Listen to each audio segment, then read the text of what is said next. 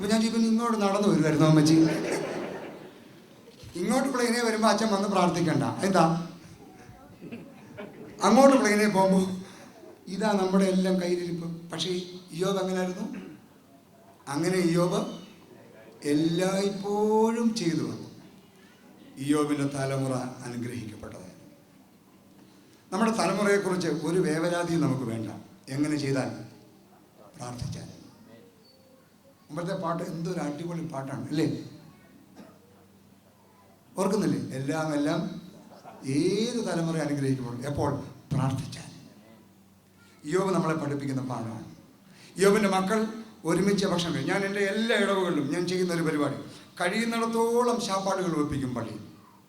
ഏത് പരിപാടിക്കും ശാപ്പാട് വെപ്പിക്കും. ചിലർക്ക് ശാപ്പാടെന്ന് കേൾക്കുമ്പോഴേ അങ്ങ് അലർജിയാണ്. പക്ഷെ ആ കഴിക്കുന്ന സമയം കൂടെ 2 സ്തോത്രം പറഞ്ഞായിരുന്നെങ്കിൽ നമുക്ക് സ്വർഗത്തിൽ പോകായിരുന്നല്ലോ അച്ഛാ. എന്തിനാച്ചാ വെറുതെ ഇങ്ങനെ ശാപ്പാട് കഴിച്ച്? ഞാൻ എൻ്റെ പള്ളിയിൽ എവിടെ ചെന്നാലും ശാപ്പാട് വെപ്പിക്കും. എൻ്റെ പള്ളിയിൽ സഹോദരങ്ങളുള്ള എല്ലാ സഹോദരങ്ങളെയും ഞാൻ വീട് വിസിറ്റ് ചെയ്ത് വെച്ച് പറയും, മാസത്തിലൊരിക്കൽ നിങ്ങളെല്ലാവരും ഒരു വീട്ടിൽ കൂടി ഭക്ഷണം കഴിക്കണം. നിർബന്ധമായിട്ട് ഞാൻ ചെയ്യും. ഇപ്പോഴും തലവടി പടിഞ്ഞാറക്കരയിൽ നിങ്ങൾ അന്വേഷിച്ചാൽ അറിയാം, എൻ്റെ ഇടവകയിലെ ഒരുപാട് കുടുംബങ്ങൾ, സഹോദരങ്ങൾ, കണ്ടാ മിണ്ടാതെ നടന്ന പാർട്ടികൾ ഇപ്പോൾ ഒരുമിച്ച് മാസത്തിലൊരിക്കലെങ്കിലും ഒരു വീട്ടിൽ കൂടി ഒരുമിച്ച് ഭക്ഷണം കഴിക്കും. ഞാനത് കണ്ടത് ചാത്തന്നൂർ പുഴ എന്ന് പറയുന്ന സ്ഥലത്ത്, അടൂരിനടുത്ത് ഒരു ദളിത് പാരിഷിൻ്റെ വികാരിയായിരുന്ന സമയത്ത് ഞായറാഴ്ച കുർബാന കഴിഞ്ഞാൽ ഉടനെ ഒരു വീട്ടിൽ വെച്ച് പ്രാർത്ഥന. ആ ഇടവകയുടെ ദളിത് പാരിഷാണ്. ആ ഇടവകയുടെ പ്രത്യേകം നിങ്ങൾ കേൾക്കണം. സകല കുടുംബങ്ങളും ആ വീട്ടിൽ പ്രാർത്ഥനയ്ക്ക് വരും. പള്ളിയിൽ നിന്ന് നേരെ അങ്ങോട്ട്, അവിടെയാണ് ഭക്ഷണം. എല്ലാ മനുഷ്യർക്കും ഒരു ദിവസമല്ല, എല്ലാ ആഴ്ചയും, എല്ലാ ഞായറാഴ്ചയും ചാത്തന്നൂർ പുഴ എന്ന് പറയുന്ന ദളിത് പാരിഷ് എവ്രി സൺഡേ കുർബാന കഴിഞ്ഞ് അല്ലെങ്കിൽ ആരാധന കഴിഞ്ഞ് എല്ലാവരും ഒരു വീട്ടിൽ കൂടും. ഞാനപ്പോൾ എനിക്ക് ചോദിച്ചു, ഞാൻ എക്കണോമിക്സാണ് പഠിച്ചത്, എന്നിട്ടും വിവരക്കേട് കൊണ്ട് ചോദിച്ചു, ഇത് ഭയങ്കര ചിലവല്ലേ? ഉടനെ അവിടുന്ന് ഉള്ള ഒരു കർഷക തൊഴിലാളികളോട് പറഞ്ഞു, എന്തോ വെച്ചാൽ ചിലവ്? ഇന്ന് ഞങ്ങളുടെ വീട്ടിൽ ചിലവാക്കിയാൽ ഇനി അടുത്ത 50 ഞായറാഴ്ച ഞങ്ങളുടെ വീട്ടിൽ ഉണ്ടാക്കുന്നില്ലല്ലോ, പിന്നെ എവിടെ കഴിക്കുന്നത്? അപ്പോൾ പിന്നെ നഷ്ടം എവിടെ വരുന്നത്? ഒരു നഷ്ടവും ഇല്ല.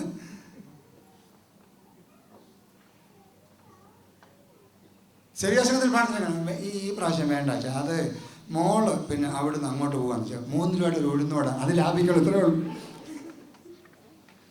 പ്രാർത്ഥന. ഇയ്യോബിൻ്റെ കുടുംബം വിശുദ്ധമായി. എങ്ങനെയാണ് വിശുദ്ധമായത്? മക്കൾ ഒരുമിച്ച് എല്ലായ്പ്പോഴും ഒരുമിച്ച് നിൽക്കണം. സഹോദരങ്ങൾ ഒത്തൊരുമിച്ച് വസിക്കുന്നതാണ് ഭൂമിയിലെ ഏറ്റവും വലിയ ശുഭകരമായ കാര്യം. നമ്മൾ പറഞ്ഞിട്ടുണ്ടല്ലോ, family that prays together stays together അല്ലേ? ഇപ്പോൾ അത് പറയുന്നത് family that plays together stays together. സത്യമാണ്. ഇന്ന് ഒരുമിച്ച് കൂടാൻ നോക്കൂ. കൊച്ചുമക്കൾ തമ്മിൽ ഒരുമിച്ച് കൂടാറുണ്ടോ? നന്നായി രാവിലെ എഴുന്നേറ്റ് പ്രാർത്ഥിക്കുന്നു. ഇനി 3-ാമത്തെ കാര്യം, ഇയ്യോബിൻ്റെ വ്യക്തി ജീവിതം. ഇയ്യോബും അവൻ്റെ ദൈവവും തമ്മിലുള്ള ബന്ധം വിശുദ്ധമായിരുന്നു. ഇയ്യോബിൻ്റെ തലമുറ വിശുദ്ധമായിരുന്നു. ഇയ്യോബിൻ്റെ വ്യക്തി ജീവിതം വിശുദ്ധമായിരുന്നു. Job had a holy personal life. എന്തായിരുന്നു ഇയ്യോബിൻ്റെ ജീവിതത്തിലെ 3 സ്ഥലത്ത്? 1-ാം അധ്യായം 1-ാം വാക്യം, 1-ാം അധ്യായം 8-ാം വാക്യം, 2-ാം അധ്യായം 3-ാം വാക്യം. ഈ 3 സ്ഥലത്ത് ദൈവം 4 ക്വാളിറ്റീസാണ് ഇയ്യോബിനെ കുറിച്ച് പറയുന്നത്. ആ ക്വാളിറ്റീസ് എന്തൊക്കെയാണ്? അവൻ നിഷ്കളങ്കനാണ്, അവൻ നേരുള്ളവനാണ്, അവൻ ദൈവഭക്തനാണ്, അവൻ ദോഷം വിട്ടകലുന്നവനാണ്. പെരുമ്പടവം ശ്രീധരൻ എന്ന് പറയുന്ന മനുഷ്യൻ്റെ ഏറ്റവും പ്രഗത്ഭമായ ഒരു നോവലാണ് ഒരു സങ്കീർത്തനം പോലെ. വായിച്ചിട്ടുണ്ടാകും ചിലരെങ്കിലും. റഷ്യൻ നോവലിസ്റ്റായ ഡെസ്തയേവ്സ്കി എന്ന് പറയുന്ന മനുഷ്യനെ കുറിച്ചാണ് ആ നോവലിൻ്റെ പ്രതിപാദ്യം. അതിനകത്ത് ഒരു വാചകം ഇങ്ങനെയാണ്. ആ നോവലിൻ്റെ കേന്ദ്ര കഥാപാത്രത്തെക്കുറിച്ച് അദ്ദേഹം പറയുന്ന വാചകം, ഹൃദയത്തിൻ്റെ മേൽ ദൈവത്തിൻ്റെ കയ്യൊപ്പുള്ള മനുഷ്യൻ എന്നാണ്. ഹൃദയത്തിൻ്റെ മേൽ ദൈവത്തിൻ്റെ കയ്യൊപ്പുള്ള മനുഷ്യൻ. ഞാൻ പറയും, വേദപുസ്തകത്തിൽ ഹൃദയത്തിന്മേൽ ദൈവത്തിൻ്റെ കയ്യൊപ്പുള്ള ഒരു മനുഷ്യനായിരുന്നു ഇയ്യോബ്. ഇന്ന് രാത്രി എൻ്റെ പ്രസംഗം അവസാനിപ്പിക്കുമ്പോൾ ഞാൻ നിങ്ങളോടൊരു ചോദ്യം ചോദിച്ച് വീട്ടിലേക്ക് വിടാൻ ഉദ്ദേശിക്കുകയാണ്. ഇയ്യോബിനെ കുറിച്ച് പറഞ്ഞ അവസാന ഭാഗത്ത് ഞാൻ ആ ചോദ്യം ചോദിക്കാം. ഇവിടെ ഹൃദയത്തിൻ്റെ മേൽ ദൈവത്തിൻ്റെ കയ്യൊപ്പുള്ള ഒരു മനുഷ്യൻ എന്താ പറഞ്ഞേക്കുന്നത്? 4 കാര്യങ്ങൾ എഴുതി താഴെ, signed by the almighty God. He was blameless, a man of complete integrity, nothing to do with evil, and finest man in all the earth. ഇന്നലെ ഞാൻ 2 സഹോദരങ്ങളെ പിടിച്ചു. നിങ്ങളെല്ലാം കൂടെ അവരെ ക്രൂശിച്ച് ഒരു പരുവത്തിലാക്കി. ഞാൻ ഇന്നൊരു ചോദ്യം ചോദിക്കട്ടെ. നിങ്ങളുടെ അടുത്തിരിക്കുന്ന, നിങ്ങളോടൊപ്പം താമസിക്കുന്ന, അല്ലെങ്കിൽ നിങ്ങളുടെ മക്കൾ, നിങ്ങളുടെ ഭാര്യ, ഭർത്താവ് പറയുമോ, ഇതാണ് ഭൂമി കണ്ട ഏറ്റവും നല്ല മനുഷ്യൻ, ഇതാണ് ഭൂമി കണ്ട ഏറ്റവും നല്ല സ്ത്രീ? പറയുമോ? വ്യക്തി ജീവിതം വിശുദ്ധമാണ്. ഈ അഭ്യാസങ്ങളൊന്നും ദൈവത്തിൻ്റെ അടുത്ത് നടക്കുകയില്ല. യശയ്യാപ്രവചനം വായിച്ചിട്ടില്ലേ? നീ പാട്ട് പാടുമ്പോൾ ഞാൻ എൻ്റെ ചെവി കൊത്തും, നീ കൈകൾ ഉയർത്തുമ്പോൾ ഞാൻ എൻ്റെ കണ്ണടയ്ക്കും.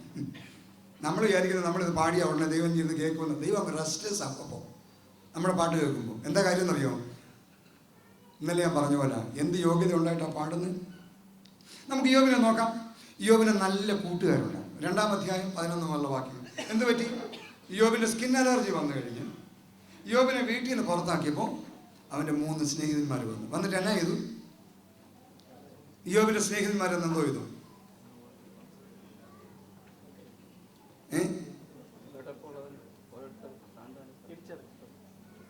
അവരുടെ അടുത്ത് വന്നിരുന്നു. എന്നിട്ട് എന്നാ പറഞ്ഞു?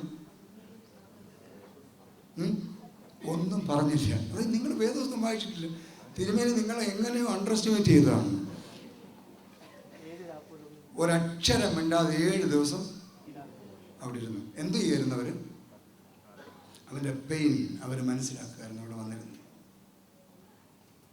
ഇയ്യോബിൻ്റെ ജീവിതത്തിലുണ്ടായ ഏറ്റവും വലിയ പെയിൻ, അവൻ്റെ ജീവിതത്തിൻ്റെ ലൈഫിൻ്റെ പ്രശ്നങ്ങളുടെ നടുവിൽ ഒരക്ഷരം മിണ്ടാതെ 7 ദിവസം അവൻ്റെ അടുത്ത് വന്നിരുന്നു. They were sensing the pain of Job. A friend in need is a friend indeed. In the friend in need, you have to sense the need of your friend. You have to sense. How can you sense the need of other person? By being with him closely. You have to be very close to sense the feeling of other person, right? പക്ഷെ നമ്മുടെ സ്നേഹിതർ എങ്ങനെയാണ്? നെഞ്ചുവേദനയായി ആശുപത്രിയിലാണെന്ന് കേൾക്കുമ്പോഴത്തെ സേവ്യ സംഘക്കാർ 7 പേര് ജീപ്പും പിടിച്ചങ്ങ് ചെല്ലും. അങ്ങോട്ട് ചെല്ലുന്ന കയറുന്നതിന് മുമ്പ് അമ്മച്ചി എവിടെ വേദന? ഇവിടെ. അയ്യോ, അവിടെ ആണോ? കഴിഞ്ഞ ആഴ്ച ഇവിടെ വേദന വന്നവരാണോ? അപ്പോഴേ മരിച്ചുപോയി.